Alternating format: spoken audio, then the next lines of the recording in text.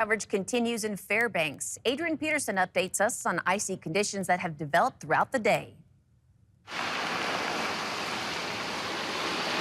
I'm standing here on South Cushman Street in downtown Fairbanks, and, well, 24 hours makes a huge difference.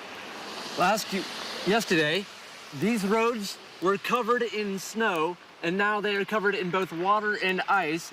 And to keep myself stable on that ice, I'm wearing crampons. Now, the rain that has come down today has caused us to shut down much of the city. Borough operations suspended, university classes suspended, and after-school activities for K-12 students also suspended.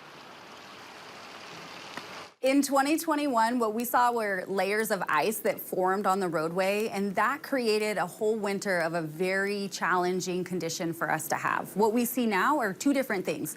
We really have warmer weather for longer, and so what that means is that our crews can get out there all weekend and really push the water off, and we're not going to get that buildup of layers.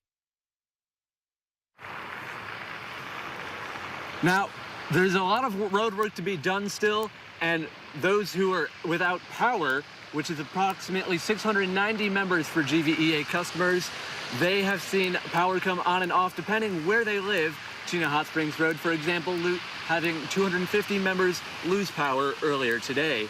Some power remains off, but most of those outages have been cleared. Adrian Peterson, Alaska's news source.